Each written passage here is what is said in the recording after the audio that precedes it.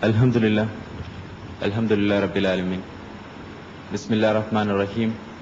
Rabbi shrah li sadri wa yassir li amri wahlul uqdatam min lisani yafqahu qawli. Let me welcome you all for this gathering. In the beginning, I request Brother Abdul Salam to deliver the Qiraat.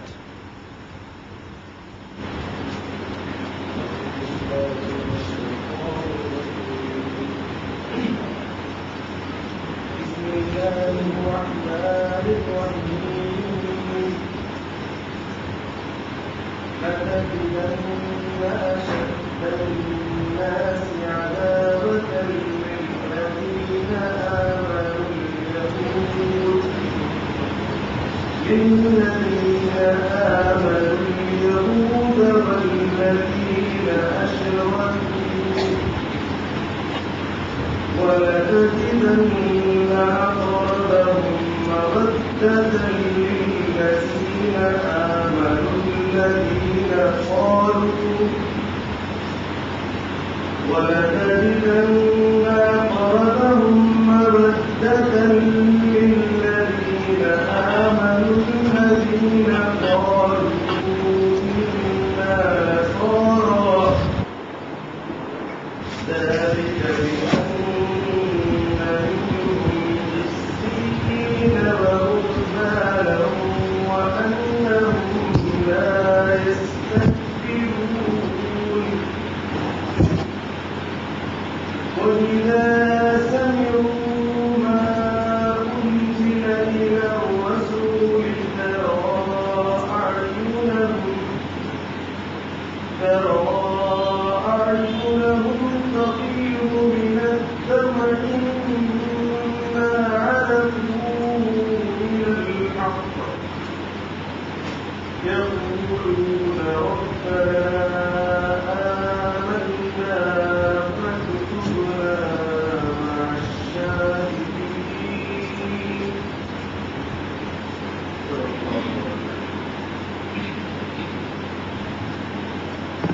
In the name of Allah, the most merciful, the most gracious.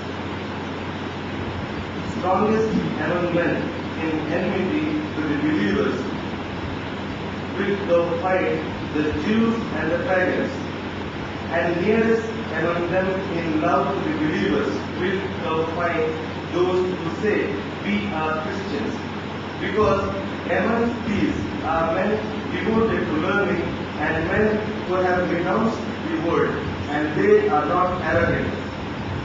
And when they listen to the revelation received by the messenger, thou wilt see their eyes overflowing with tears, for they recognize the truth. They pray, our Lord, we believe, write us down among the witnesses.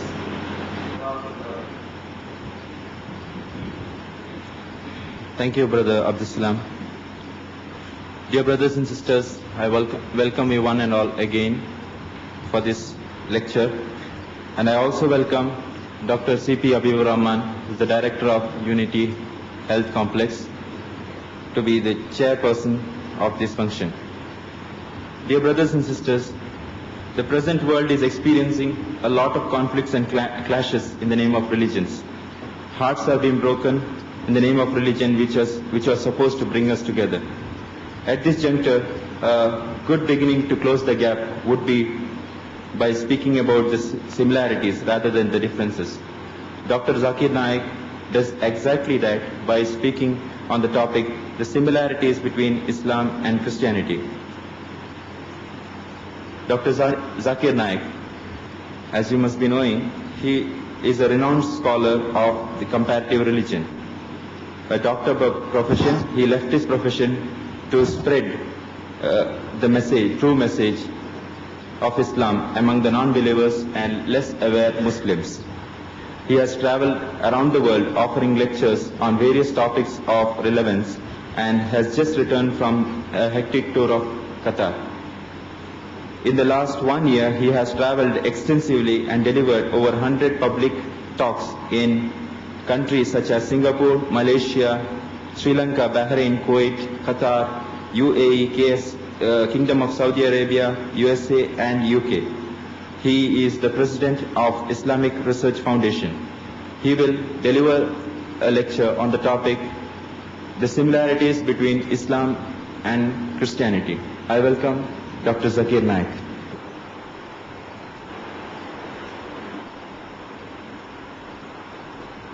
Alhamdulillah, wassalatu wassalam, wa rasulillah, wa ala alihi, wa sahbihi ajmain, amma ba'd, a'udhu billahi minash shaitanir rajim, bismillahir rahmanir rahim, laqad kafara alladhina qalu, inna allaha huwa al-masih ibn maryama, wa qala al-masih, ya bani Israel, a'budullah, rabbi wa rabbakum, innahu man yushrik billah, faqad harama Allahu alayhi al-jannah, wa ma'wahu an-nar, wa ma lizalimin min ansar.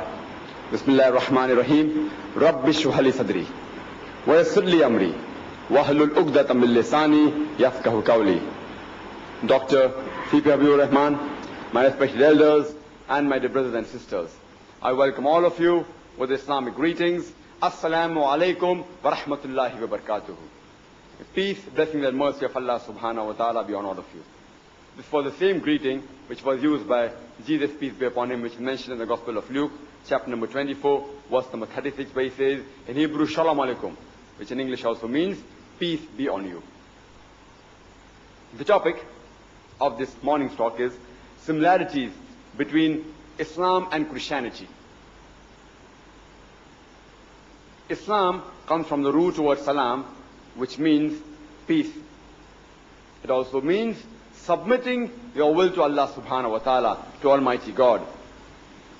In short, Islam means peace acquired by submitting your will to Almighty God. And anyone who submits his will to Almighty God, to Allah subhanahu wa ta'ala, is called as a Muslim. Many people have the misconception that Islam is a new religion which came into existence 1400 years ago, and Prophet Muhammad, peace be upon him, he was the founder of the religion of Islam. In fact, Islam is there since time immemorial, since man set foot on this earth. And Prophet Muhammad, peace be upon him, is not the founder of religion of Islam, but he is the last and final messenger of Allah subhanahu wa ta'ala.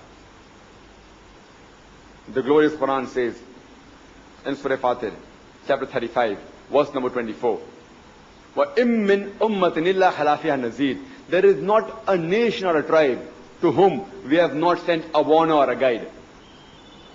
The Quran says in Surah Ra'd, chapter number 13, verse number 7, وَلِكُلِّ قَوْمٍ هَادٍ. And to every nation have we sent a guide.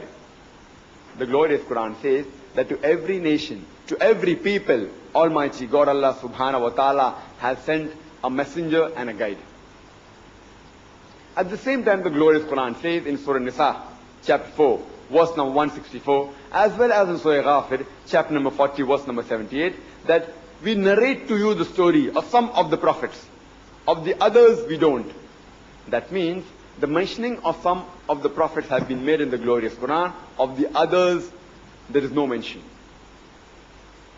By name, there are 25 messengers mentioned in the glorious Quran, like Adam, Noah, Moses, Ishmael, Isaac, Moses, Jesus, Muhammad, peace be upon them all. By name, 25 are mentioned. And Islam is the only non-Christian faith which makes it an article of faith to believe in Jesus, peace be upon him. No Muslim is a Muslim if he does not believe in Jesus, peace be upon him. We believe that he was one of the mightiest messengers of Allah subhanahu wa ta'ala. We believe that he was born miraculously, without any male intervention, which many modern day Christians did not believe. We believe that he gave life to the dead with God's permission. We believe that he healed those born blind and lepers with God's permission. Islam is the only non-Christian faith which makes it an article of faith to believe in Jesus, peace be upon him. As I mentioned, 25 prophets have been mentioned by name in the glorious Quran. But our beloved Prophet Muhammad said that there were 124,000 messengers sent on the face of the earth. 124,000 messengers sent on the face of the earth. By name, only 25 are mentioned in the glorious Quran. But all the messengers that came, before the last and final messenger, Prophet Muhammad, peace be upon him, they were only sent for their people. And the complete message which they got was meant for a particular time period. All the messengers that came before Prophet Muhammad, peace be upon him, they were only meant for their people, and the complete message was meant for a particular time period. For example, the glorious Quran says in Surah Al-Imran, chapter 3, verse number 49, that we appoint Jesus, peace be upon him, as a messenger to the Bani Israel. Jesus, peace be upon him, came as a messenger only to the children of Israel. And the similar message is given in the Bible, in the Gospel of Matthew, chapter number 10, verse number 5 to 6, where it says that Jesus, peace be upon him, tells his 12 disciples that go ye not into the way of the Gentiles. Who are the Gentiles? The non-Jews, the Hindus, the Muslims. Jesus, peace be upon him, tells the disciples that go ye not into the way of the Gentiles. Into the city of the Samaritans ye shall enter not, but rather go to the lost sheep of the house of Israel. Jesus, peace be upon him, told the disciples that only go to the children of Israel. Jesus, peace be upon him, himself further says in the Gospel of Matthew, chapter number 15, verse number 24, where he says that I have not been sent but to the lost sheep of the house of Israel. Jesus, peace be upon him, came as a messenger only for the Jews, only for the children of Israel, not for the whole of humanity. The Quran says in Surah Ahzab, chapter 33, verse number 40, ما كان محمد أبا أحد من رجالكم ولكن رسول الله وخاتم النبيين كان الله بكل شيء عليما. That Muhammad, peace be upon him, is not the father of any of you sons, but is a messenger of Allah and is the seal of the prophets. Allah is all-knowing, full of knowledge. Prophet Muhammad, peace be upon him, is the last and final messenger. And Prophet Muhammad, peace be upon him, was not sent only for the Muslims or only for the Arabs. The Quran says in Surah Al-Anbiya, chapter 21, verse number 107, it says, وَمَا أَرْسَلْنَاكَ إِلَّا رَحْمَةً لِلْعَالَمِينَ, that we have sent thee not but as a mercy to all the creatures, as a mercy to all the worlds, as a mercy to the whole of humanity. The Quran says in Surah Sabah, chapter 34, verse number 28, وَمَا أَرْسَلْنَاكَ إِلَّا كَافَةً لِلنَّاسِ بَشِيرًا وَنَذِيرًا, that we have sent thee as a universal messenger, giving glad tidings and warning them against sin. But most of humanity yet do not know. So Prophet Muhammad, peace be upon him, was the last and final messenger, and he was not sent only for the Muslims or the Arabs, he was sent for the whole of humanity. And the prophecy of Prophet Muhammad, peace be upon him, is mentioned in various world religious scriptures, including the Christian scriptures. If you read in the book of Deuteronomy, chapter number 18, verse number 18, it says that I shall raise thee up a prophet from among thy brethren, like unto thee, and I shall put my words into his mouth, and he shall speak all that I command him. This is a prophecy of the coming of a prophet, which if you ask the Christian, many will say that this prophecy actually refers to Jesus, peace be upon him. And when you ask them that how does it refer to Jesus, peace be upon him, so they will tell you that the prophecy says, I shall raise thee up a prophet from among thy brethren, like unto thee, like unto Moses, peace be upon him. So if the prophet is like Moses, then it indicates that prophet is the person mentioned in this prophecy. And they say that Jesus and Moses, peace be upon them both, they were alike. And the reason they give is that, see, Moses, peace be upon him, was a prophet of God. Even Jesus, peace be upon him, was a prophet of God. Moses, peace be upon him, was a Jew. Jesus, peace be upon him, was also a Jew. So they give two similarities. And when we ask them that are these two similarities sufficient to prove that this prophecy indicates only to Jesus, peace be upon him, and they will agree with it. If these two are the only criteria for fulfillment of that prophecy, then all the prophets mentioned in the Bible that came after Moses, peace be upon him, like Solomon, Isaiah, Ezekiel, Daniel, Joel, John, Hosea, all of them were prophets of Almighty God, and all of them were Jewish. So all these prophets mentioned after Moses, peace be upon him, in the Bible fulfill these prophecies. In fact, if you analyze this prophecy of Deuteronomy, chapter number 18, verse number 18, befits no one but the last and final messenger, Prophet Muhammad, peace be upon him. Because if you analyze Moses and Muhammad, peace be upon them both, they both had a natural birth. They had a father as well as a mother. Jesus, peace be upon him, according to the glorious Quran, in Surah Al-Imran, chapter number 3, verse 43 to 47, he was born miraculously, without any male intervention. And the same message is given in the Gospel of Matthew, chapter number 1, verse number 18, as well as Gospel of Luke, chapter number 1, verse number 35, that Jesus, peace be upon him, was born miraculously. He had no worldly father. So if you analyze, Moses, peace be upon him, was like Prophet Muhammad, peace be upon him, and unlike Jesus, peace be upon him. Both Moses and Muhammad, peace be upon them, they were married and they had children. According to the Bible, Jesus, peace be upon him, he was not married, neither did he have any children. Both Moses and Muhammad, peace be upon them, they had natural deaths. Jesus, peace be upon him, he did not have a natural death. According to the glorious Quran, the Quran says in Surah Nisa, chapter 4, verse number 157 and 58, it says Jesus, peace be upon him, was raised up alive. He did not die. And according to the church, the Bible says that Jesus, peace be upon him, he was crucified on the cross. In both the ways, he did not have a natural death. So Moses, peace be upon him, was unlike Jesus, peace be upon him. And further, if you analyze, Moses and Muhammad, peace be upon them both, they were both accepted by the people. The people accepted them. The Gospel of John, chapter number 1, verse number 11 says that when Jesus went, his own did not receive him. Jesus' own people did not receive him. And if you analyze, Moses and Muhammad, peace be upon them both,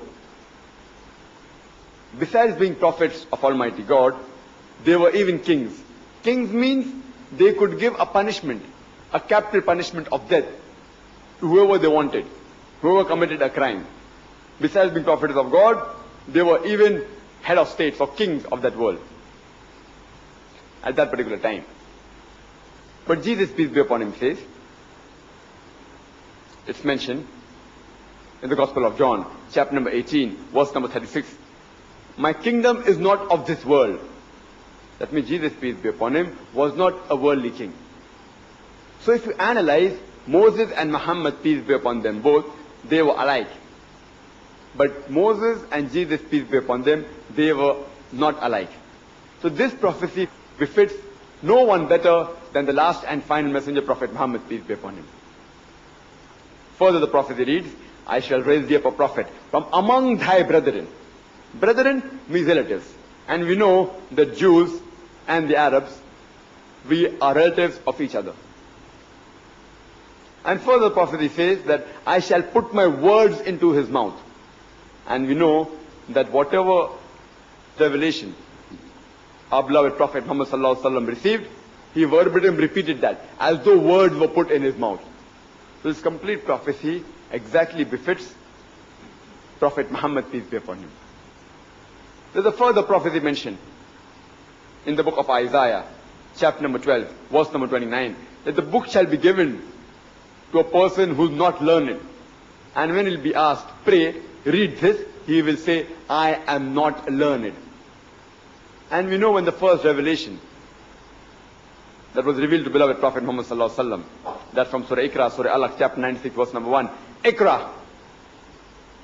When Archangel Gabriel commanded, read, the Prophet said, Ma ana biqari, I am not learned. Exactly verbatim what has been prophesied in the Old Testament in the book of Isaiah, chapter 29, verse number 12. It's further mentioned in the Song of Solomon, chapter number 5, verse number 16. It says, Hikko momitakim, vikulli Muhammadim, zahdudi wa zairai baina Jerusalem. It's a Hebrew quotation, which says that his mouth is most sweet, is altogether lovely. If you analyze Hikko momitakim, vikulli Muhammadim, in Hebrew language, in the Semitic languages, im is a word for respect, plural of respect, im, like Elohim. It's for respect, a plural of respect. Similarly, the word is Muhammad, added with im, peace be upon him, Muhammadim. So actually, even his name is mentioned in the original manuscript. But in translation, they've translated, his mouth is most sweet, he's altogether lovely. Muhammadim, they've translated as altogether lovely. He's my beloved, he's my friend, O daughters of Jerusalem. So by name, even the name of Prophet Muhammad, peace be upon him, is there in the original manuscripts of the Bible. Then there may be some Christians who will say that, see, we don't believe in the Old Testament. You know, we give more importance to the New Testament.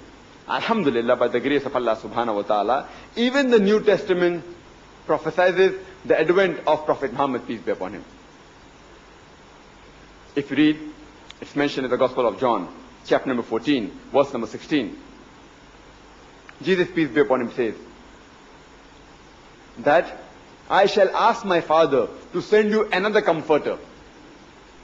Further, it's mentioned in the Gospel of John, chapter number 15, verse number 34. When my Father sends the comforter, he shall glorify me. It further mentions the Gospel of John, chapter number 16, verse number 7. Nevertheless, I tell you the truth. It is expedient for you that I go away. For if I go not away, the comforter shall not come. For if I depart, shall I send him. Now the word used for comforter in the present Bible that you find is parakletos. It is actually a corrupted form of perikletos. Perikletos actually means one who praises, one who's praiseworthy. Praiseworthy in Arabic is Muhammad, and one who praises in Arabic is Ahmad. Alhamdulillah, both of which were names of the last and final messenger, Prophet Muhammad, peace be upon him. As the Quran says in Surah Saf, chapter 61, verse number 6, that Jesus, peace be upon him, the son of Mary, was sent as a messenger to Bani Israel. And he said, I have come to confirm the law that came before me, and giving glad tidings of a messenger to come after me, whose name shall be Ahmad, peace be upon him. So the Quran says that he will prophesy by name in the law and the gospel. So the original word is perikletos, which means a praiseworthy or one who praises. The corrupted form is parakletos, which is translated as comforter. Even the actual meaning of parakletos is not comforter, it is one who's kind. But irrespective whether it is parakletos or perikletos, whether it's praiseworthy or one who praises, or kind, or comforter, alhamdulillah, all these meaning, they apply very well to the last and final messenger, Prophet Muhammad, peace be upon him. There may be some Christians who may say that, see, this prophecy actually is indicating to the Holy Spirit. It's not referring to Prophet Muhammad, peace be upon him. But if we analyze the prophecy, it says that it is expedient for you that I go away. For if I go not away, the comforter shall not come. For if I depart, shall I send him. The criteria for the comforter to come is that Jesus, peace be upon him, should depart. And we know that the Holy Spirit was there before Jesus, peace be upon him. He was even there when Elizabeth gave birth. He was there when Jesus, peace be upon him, was being baptized. So surely this comforter which the Bible speaks about doesn't refer to Holy Spirit, because Holy Spirit was already there when Jesus, peace be upon him, was present. And further mentioned in the Gospel of John, chapter number 16, verse number 12 to 14, that I have yet many things to say unto you, but ye cannot bear them now. For he, when the Spirit of truth shall come, he shall guide you unto all truths. He shall not speak of himself, all that he heareth shall he speak. And he shall testify me, he shall glorify me, he shall show you things to come. Again, This spirit of truth which the Bible speaks about is about the prophecy of the last and final messenger, Prophet Muhammad, peace be upon him. So if you read the Bible, even the Bible prophesies the advent of the last and final messenger, Prophet Muhammad, peace be upon him. There were several revelations sent on the face of the earth. By name, we know four, which are mentioned in the glorious Quran. The Torah, the Zabur, the Injil, and the Quran. The Torah is the Wahi, the revelation, which was given to Moses, peace be upon him. Zabur is the Wahi, the revelation, which was given to David, peace be upon him. Injil is the Wahi, the revelation, which was given to Jesus, peace be upon him. And Quran is the last and final revelation, which was given to the last and final messenger, Prophet Muhammad, peace be upon him. Otherwise, there were several revelations that came on the face of the earth. By name, only four are mentioned in the Quran. But all the revelations that came before the last and final revelation, the glorious Quran, they were meant only for a particular group of people. And their complete message was meant only for a particular time period. But the last and final revelation, the glorious Quran, was not revealed only for the Muslims or for the Arabs. The Quran says in Surah Ibrahim, chapter number 14, verse number 52, it says that here is a message for the humankind. Let them take warning therefrom. Let them know there is only one God. Let the men of understanding take heed. So the last and final revelation, Quran, was revealed for the whole of humankind. The message repeated in Surah Al-Baqarah, chapter number 2, verse number 185, that Ramadan was the month in which the Quran was revealed as a guidance to the whole of humankind and a criteria to judge right from wrong. The Quran says in Surah Al-Zumur, chapter 39, verse number 41, that we have revealed to thee, the Prophet Muhammad, peace be upon him, the book to instruct humankind. It doesn't say to instruct only the Muslims or the Arabs, but to instruct the whole of humankind. So the last and final revelation, the glorious Quran, was revealed for the whole of humanity. Therefore, all the revelations that came before the Quran, since they were only meant for a particular time period, Allah subhanahu wa ta'ala did not think it fit to maintain in its original pure form. The only religious scripture that we have today, which has maintained its original form, is the glorious Quran. As William Moore, who's one of the strongest critics of Islam, he said, there's no religious scripture which has maintained its pure form, as pure as the glorious Quran, for 12 centuries. This he mentioned 200 years before. Our beloved Prophet Muhammad sallallahu alaihi wasallam said, it's mentioned in Sahih Bukhari, volume number 1, hadith number 7, he said that Islam is based on 5 pillars. First is La ilaha illallah Muhammad Rasulullah, that there is no God but Allah and Prophet Muhammad, peace be upon him, the messenger of Allah. Second is Salah. Third is Zakat. Fourth is Hajj, and fifth is Sawm. The first is that there is no God worthy of worship except Allah, and Prophet Muhammad, peace be upon him, is the messenger of Allah subhanahu wa ta'ala. It is the concept of Allah subhanahu wa ta'ala. And the Quran says in Surah Baqarah, chapter number 2, verse number 177, it's not righteousness that you turn your face to the east or west, but it is righteousness that you believe in Allah. You believe in the hereafter, life after death. You believe in His books. You believe in the angels, and you believe in His messengers, as well as the destiny. The glorious Quran says in Surah Al-Imran, chapter number 3, verse number 64, it says, Kul ya ahlal kitab, say, O people of the book, say, O Jews and Christians, ta'alaw ila kalmatin sawa'in baynana baynakum, that come to common terms as between us and you. Which is the first term? Allah na'budu illallah, that we worship none but Allah. Wala nushrika bihi shay'an, that we associate no partners with Him. Wala yattakhidha ba'duna ba'dan arbaban min dunillah, that we erect not among ourselves lords and patrons other than Allah. Fa in tawallaw, if then they turn back, faqulu shahadu, say we bear witness, بِأَنَّا مُسْلِمُونَ, that we are Muslims bowing our will to Allah subhanahu wa ta'ala. This verse of the glorious Quran shows you a way how to speak with the Ahl Kitab, with the Jews and Christians. It says, تَعْلَوْا إِلَى قَلْمِةٍ سَوَاءٍ بَيْنَنَا وَبَيْنَكُمْ, that come to common terms as between us and you. Which is the first term? Allah na'budu illallah, that we worship none but Allah. And the concept of Almighty God in Islam, the best definition is given in Surah Ikhlas, chapter number 112, verse number 1 to 4, which says, قُلْ هُوَ اللَّهُ أَحَدٌ, say, He is Allah, one and only. Allahu Samad, Allah the absolute and eternal. Lam yalid wa lam yulad, He begets not nor is begotten. Wa lam yakul lahu kufuwan ahad, there is nothing like Him. This is a 4-line definition of Almighty God given in the glorious Quran. Qul huwa Allahu ahad, say He is Allah, one and only. Allahu Samad, Allah the absolute and eternal.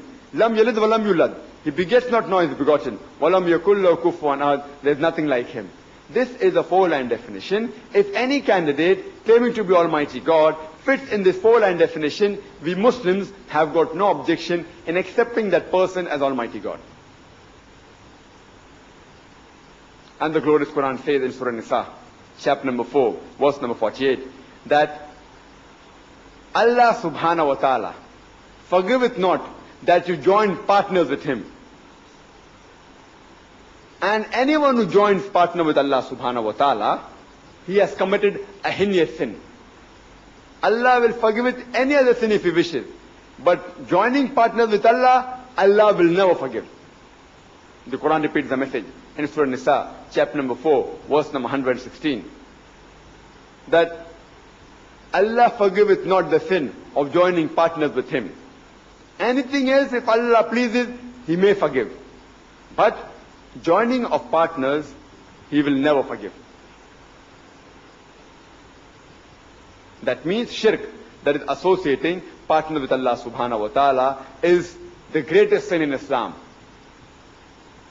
And a similar message is given in the book of Exodus, in the Bible, chapter number 20, verse number 3 and 5, that thou shalt have no other God besides me, Almighty God is speaking.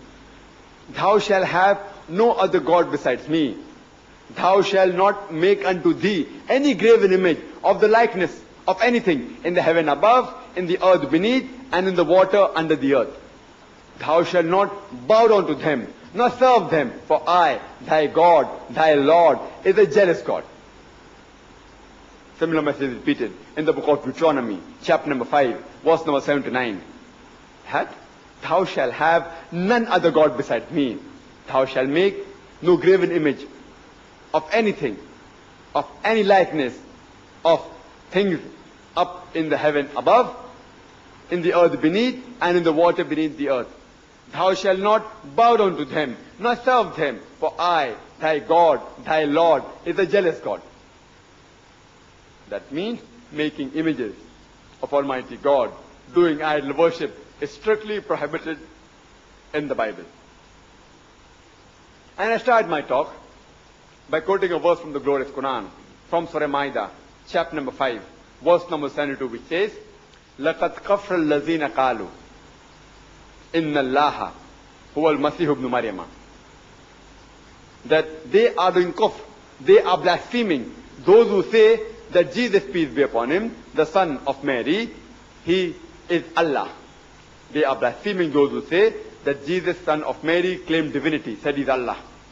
وَقَالَ الْمَسِيحُ, but said Christ, Ya Bani Israel, O children of Israel, A'budullah, worship Allah, Rabbi wa Rabbakum, who is my Lord and your Lord. Innahu man yushrik billah, anyone who associates partners with Allah, faqad haramallahu alayhi al-jannah, Allah will make Jannat haram for him. Paradise will be forbidden for him. وَمَا وَهُ النَّارِ وَمَا لِلظَّالِمِينَ مِنْ أَنصَارٍ, and fire shall be his dwelling place, and he shall have no helpers in the hereafter. Jesus, peace be upon Him, Himself said that إِنَّهُ مَن يُشْرِكْ بِاللَّهِ, anyone who associates partners with Almighty God, فَقَدْ حَرَّمَ اللَّهُ عَلَيْهِ الْجَنَّةِ, paradise will be forbidden for him, heaven will be forbidden for him. وَمَا وَهُ النَّارِ وَمَا لِلظَّالِمِينَ مِنْ أَنصَارٍ, and fire shall be his dwelling place, and in the year after he'll have no helpers. But there are certain Christians who say that Jesus, peace be upon him, he claimed divinity. He said that he's Almighty God. In fact, if you read the Bible, there is no unequivocal statement, not a single unequivocal statement in the complete Bible where Jesus, peace be upon him, himself says that he's God, or where he says worship me. I would like to repeat that if you read the Bible, there is no unequivocal statement, not a single, in the complete Bible where Jesus, peace be upon him, himself says that he's God, or where he says worship me. If any Christian can show me any verse anywhere from the Bible where Jesus Christ, peace be upon him, himself says that he's God, or where he says worship me, I'm ready to accept Christianity immediately. I'm not speaking on behalf of the other Muslims. Since I'm a student of comparative religion, I've read the Bible, I am ready to put my head on the guillotine. In fact, if you read the Bible, Jesus, peace be upon him, himself said, it's mentioned in the Gospel of John, chapter number 14, verse number 28, Jesus, peace be upon him, says, my Father is greater than I. In the Gospel of John, chapter number 10, verse number 29, my Father is greater than all. In the Gospel of Matthew, chapter number 12, verse number 28, I with the Spirit of God cast out devils. Gospel of Luke, chapter number 11, verse number 20, I cast out devils with the finger of God. Gospel of John, chapter number 5, verse number 30, I can of my own self do nothing. As I hear, I judge, and my judgment is just. For I seek not my will, but the will of my Father. He said, I can of my own self do nothing. He never claimed divinity. As the glorious Quran says, that anyone who associates partners with Allah, Jesus, peace be upon him, said, anyone who associates partners with Allah, paradise will be forbidden for him. And the glorious Quran says, in Surah Isra, chapter 17, verse number 110, Qulidullah awidur Rahman, ayyamatadu, follow al-asma al-husna. Say, call upon him by Allah or by Rahman. By whichever name you call upon him, to him belongs the most beautiful name. You can call Allah subhanahu wa ta'ala by any name, but it should be a beautiful name. It should not conjure up a mental picture. And there are no less than 99 attributes given to Allah subhanahu wa ta'ala in the glorious Quran. Like Rahman, Rahim, Al-Hakim, most merciful, most gracious, most wise. No less than 99 different attributes are given in the glorious Quran. And this message is further repeated in Surah Araf, chapter number 7, verse number 180, Surah Taha, chapter number 20, verse number 8, and Surah Al-Hashr, chapter 59, verse number 24, that to Allah subhanahu wa ta'ala belongs the most beautiful names. But why do we Muslims, we prefer calling Allah subhanahu wa ta'ala by the Arabic name Allah instead of the English word God? The reason is that Allah is a pure word. The English word God, you can play mischief with that word God. If you add a S to God, it becomes gods, plural of God. There's nothing like plural Allah in Islam. Qul huwallahu ahad. Say He is Allah, one and only. If you add D-E-S-S to God, it becomes goddess, a female God. There is nothing like male Allah or female Allah in Islam. Allah subhanahu wa ta'ala has got no gender. If you add a father to God, it becomes Godfather. He's my Godfather. He's my guardian. There's nothing like Allah Father or Allah Abba in Islam. Allah is a unique word. If you add a mother to God, it becomes Godmother. There's nothing like Allah Mother or Allah Ammi in Islam. If you prefix a tin before God, it becomes tin God, meaning a fake God. There's nothing like tin Allah in Islam. That's the reason we Muslims, we prefer calling Allah subhanahu wa ta'ala by the Arabic word Allah instead of the English word God.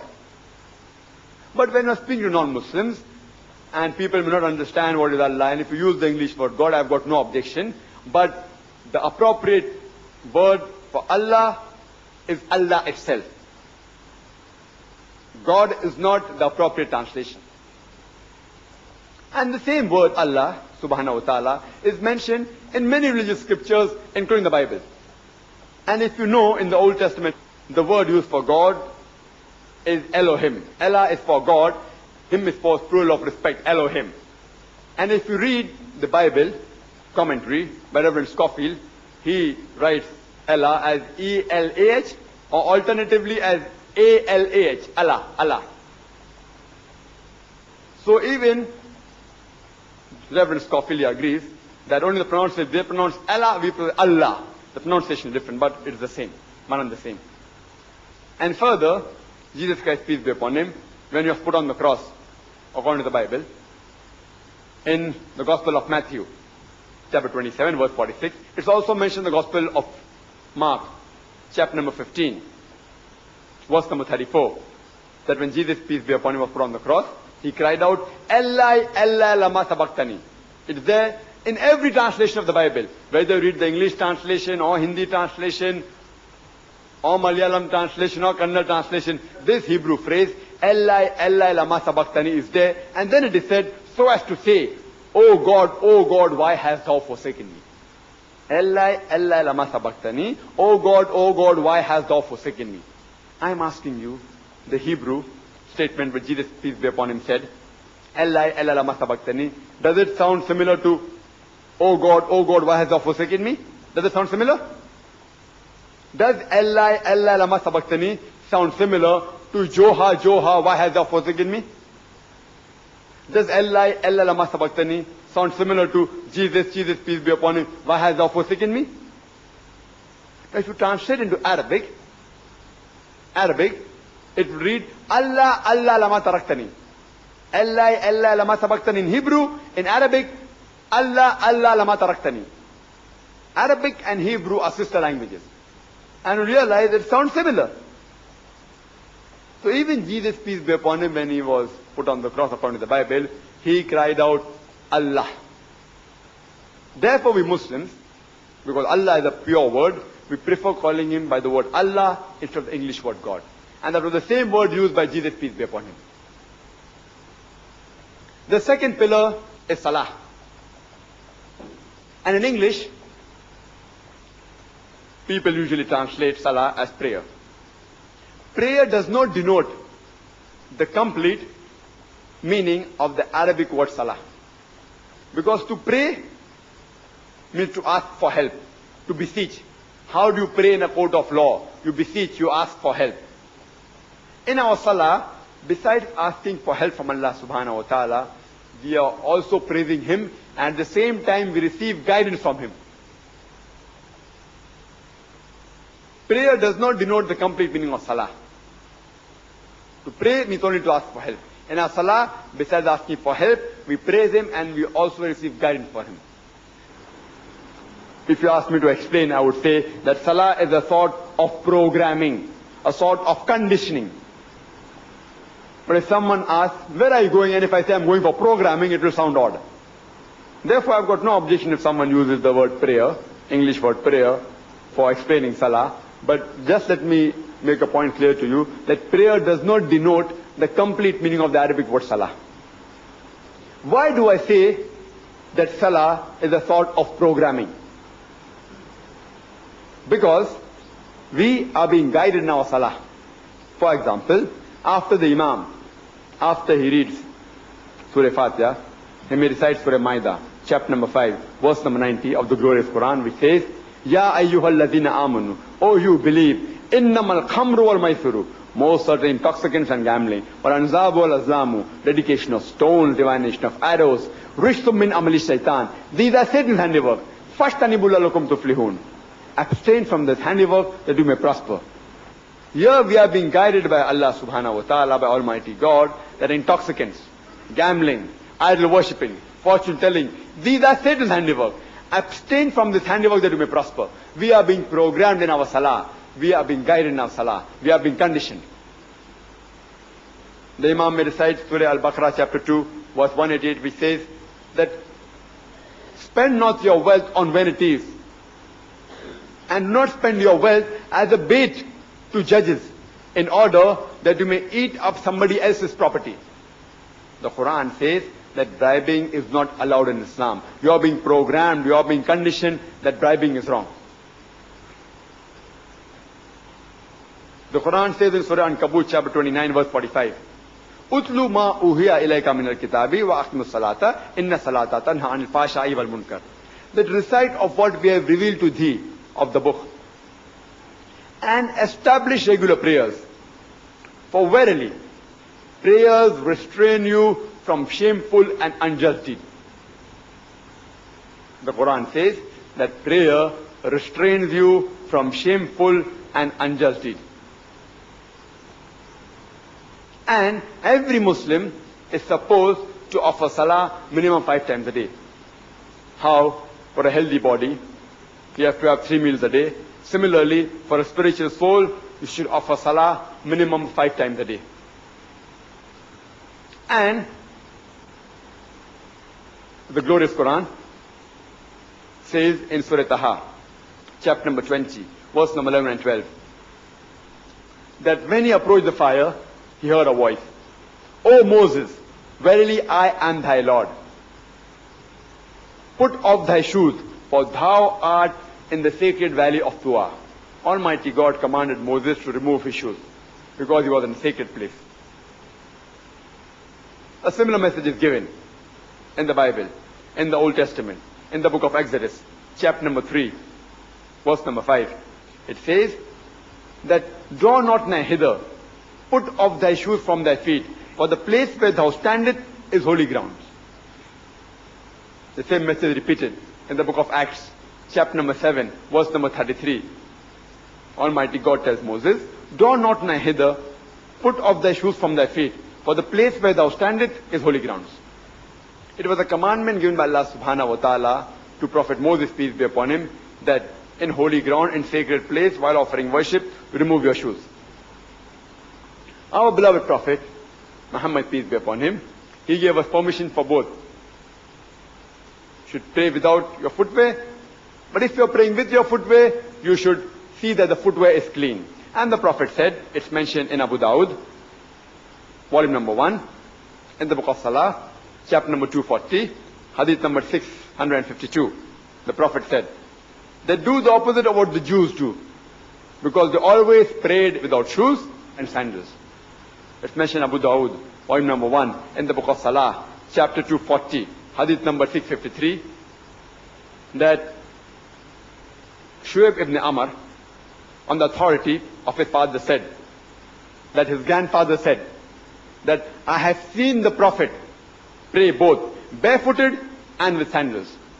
That means a Muslim can pray without shoes, and if he prays with shoes, the Prophet said, you should clean the sole, because we're hygienic people. We want to keep the place of worship clean. And the glorious Quran says in Surah Ma'idah, chapter number 5, verse number 6, that Ya ayyuhal lazina amanu, O you who believe, when you appear for prayers, when you prepare yourself for prayers, wash your face and your hands up to the elbow. Rub your head with water and wash your feet up to the ankle. Doing ablution wudu before we offer salah is compulsory for the Muslims. And a similar message is given if you read the Bible. It's mentioned in the book of Exodus, chapter number 40, verse number 31 and 32, that Moses and Aaron, along with the son, they washed their hands and feet thereat. And when they entered the temple of congregation, they washed before they appeared in front of their Lord. It's mentioned in Acts, chapter number 21, verse number 26, that Paul, along with the men, the next day, washed and appeared in front of the Lord. Doing ablution is a requirement. Because we Muslims, we are hygienic people. We want to be clean. And besides that, it's a mental preparation. It's a mental preparation. How you have prelims before the finals, it's a mental preparation before you appear in front of your Lord. If Christian is a person who follows the teachings of Jesus, peace be upon him, if Christian is a person who follows the teachings of Jesus, peace be upon him, then we Muslims, we are more Christian than the Christians themselves. Because we follow more of the Bible. While offering salah, as the Bible says, we do ablution. Further, our beloved Prophet said, it's mentioned in Sahih Bukhari, point number 1, in the book of Adhan, chapter 75, hadith number 692, that Hazrat Anas, may Allah be pleased with him, he said that when the companions offered salah, our shoulders touched with the shoulders of the companions. Our feet touched with the feet of the companion. And the beloved Prophet further said, it's mentioned in Abu Dawud, volume number 1, in the book of Salah, chapter number 245, hadith number 666, the Prophet said, before offering salah, that straighten your rows, stand shoulder to shoulder, do not leave any gap, close in the gap, and do not leave any opening for the devil. The Prophet wasn't referring to the devil, which you see in the comic strip with 2 horns and a tail. The Prophet was referring to the devil of racism, of caste, of color. That irrespective whether you're rich or poor, whether you're king or pauper, when you stand for salah, stand shoulder to shoulder. Irrespective whether you're black or white, brown or yellow, when you stand for salah, stand shoulder to shoulder. This is the teaching of beloved Prophet. And the best part of salah is the sujood, is the prostration. And the psychologists tell us that our mind is not directly under our control. Our body is directly under our control. If I want to lift my hand, I can lift my hand. If I want to bring it down, I can bring it down. If I want to take a step forward, I can take a step forward. If I want to take it backwards, I can take it backwards. Body is directly under my control. But the mind keeps on wandering. It's not directly under my control. The psychologists say, in order to humble the mind, you have to humble the body. And there's no better way than putting the highest part of the body, that's the forehead, on the lowest part of the ground and then say, glory be to Allah, the Most Highest. Glory be to Allah, the Most Highest. And the same method has been prescribed even in the Bible. In the Old Testament as well as New Testament. If you read the book of Genesis, chapter number 17, verse number 3, it says that Abraham fell on his face. In the book of Numbers, chapter number 20, verse number 6, Moses and Aaron fell upon their faces. In the book of Joshua, chapter number 5, verse number 14, Joshua fell on his face and did worship. It's mentioned in the New Testament. Jesus Christ, peace be upon him, when he goes in the Garden of Gethsemane, in the Gospel of Matthew, chapter number 26, verse number 39, it says that Jesus took a few steps forward, fell on his face and prayed to thy Lord. I am asking a question. Even an acrobat cannot do better, fall on the face and pray to God, than the way we Muslims do. It's the same way. How Jesus, peace be upon him, prayed. So if following the teachings of Jesus Christ, peace be upon him, makes a person a Christian, then we Muslims are more Christian than the Christians themselves. The third pillar is zakat, which in Arabic, it means to purify, to grow. And every adult Muslim who's rich, who has a saving of more than the nisab level, 85 grams of gold, he should give 2.5% of his saving every lunar year in charity to the poor people. It's compulsory. And the people to whom charity should be given this compulsory charity zakat is given in Surah Tawbah, chapter number 9, verse number 60. It can be given to the fuqara, to the poor, to the masakin, to the needy, to the amilun, those who are engaged in collecting of zakat, to mu'allafatu al-qulub, those whose hearts are coming closer to Islam, to the gharimun, to the debtors, to the riqab, to those who have become slaves, to free the slave. It can be given to the ibn sabil, those who is a wayfarer, a person who stands in a foreign land, or fi sabilillah, in the way of Allah subhanahu wa ta'ala. If every rich human being in this world gives zakat, poverty will be eradicated from this world. There will not be a single human being who will die of hunger. Similar message is given in the Bible. If you read in the 1 Peter's chapter number 4, verse number 8, it says that give charity, for charity reduces multitudes of sins. Give fervent charity, for with charity you can reduce multitude of sins. And the glorious Quran says in Surah Al-Hashr, chapter 59, verse number 7, it gives the reason for zakat as to prevent the wealth from circulating amongst the rich. The Quran says in Surah Tawbah, chapter number 9, verse number 34, that there are people who bury gold and silver and do not spend it in the way of Allah subhanahu wa ta'ala, announce to them a grievous penalty, that fire will be produced from their wealth, from the hellfire, and with it they'll be branded on the day of judgment, on the forehead, on the back, and on the flanks. And it will be said to them, this is the wealth you buried, have a taste of the wealth you buried. Hoarding of wealth is prohibited in the glorious Quran. The fourth pillar is Hajj. It's the pilgrimage. That every adult Muslim who has the economic and physical means to perform Hajj should at least perform Hajj once in his lifetime. That's a visit to the holy city of Makkah during Hajj, and visit Mina as well as Arafat, etc. And it's the biggest annual gathering. About 2.5 million people gather from various parts of the world, from America, from UK, from Singapore, from Malaysia, from India, from Pakistan, from various parts of the world they gather, and the men they wear 2 pieces of unsewn cloth, preferably white. You cannot identify the person standing next to you whether he's king or a pauper. It is the best example of universal brotherhood. And the glorious Quran says, in Surah Hujurat, chapter 49, verse number 13, Ya ayyuhan nasu inna khalaqnakum min zakin wa unsa wa ja'alnakum shawban wa qaba'ila lita'arafu inna akramakum indallahi atqakum innallaha alimun khabir. O humankind, we have created you from a single pair of male and female, and have divided you into nations and tribes, so that you shall recognize each other, not that you shall despise each other. And the most honored in the sight of Allah subhanahu wa ta'ala is the person who has taqwa. The criteria for judgment in the sight of Allah subhanahu wa ta'ala, it's not sex, it's not wealth, it's not caste, it's not color, it's taqwa, it's God consciousness, it's piety, it's righteousness.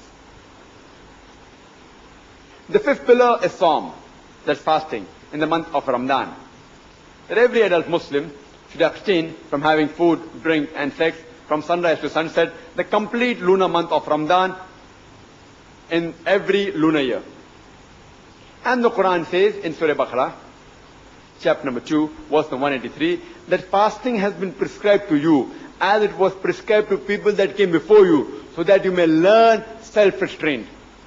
Fasting has been prescribed to control your desires, self-restraint. And today the psychology they tell us that if you can control your hunger, you can control almost all your desires. And a similar message is given in the Gospel of Matthew, chapter number 17, verse number 21, and the Gospel of Mark, chapter number 9, verse number 29, that people have been commanded to fast. And in the month of Ramadan, fasting helps you to improve your bad deeds. The things that you normally do during the course of life throughout the year, you try and avoid doing the wrong things, and that may remain part of your life. The good thing that you don't do during the year, during Ramadan you want to do, that may become a part of your life. If you can abstain from smoking from sunrise to sunset, you can abstain smoking from the cradle to the grave. If you can abstain from having intoxicants from sunrise to sunset, you can very well abstain from the cradle to the grave. And research done that fasting increases the intestinal absorption. These were the 5 pillars of Islam. But these 5 pillars do not make up the complete Islam. As our beloved Prophet said, these are 5 principles, these are 5 pillars. And any engineer will tell you, any architect will tell you, that if the pillars are strong, then the structure will be strong. So if any human being follows these 5 pillars correctly, inshallah, his other principles of life also will be strong. The glorious Quran says in Surah Dhariyat, chapter 51, verse 56, وَمَا خَلَقْتُ الْجِنَّ وَالْإِنسَ إِلَّا لِيَعْبُدُونَ, that I have created the jinn and men not but to worship me. That means the jinn and men have been created by Allah subhanahu wa ta'ala to worship him. The Arabic word used is ibadah. Comes from the root word abd. Abd. In Arabic, abd means slave of Allah subhanahu wa ta'ala. And it means a servant. So ibadah is a person who does servitude. who obeys his master. Anyone who obeys the commandment of Allah subhanahu wa ta'ala, it's called ibadah. Many people think salah is the only form of ibadah. It's one of the highest form of ibadah, but it's not the only form. Following the commandments of Allah subhanahu wa ta'ala is also ibadah.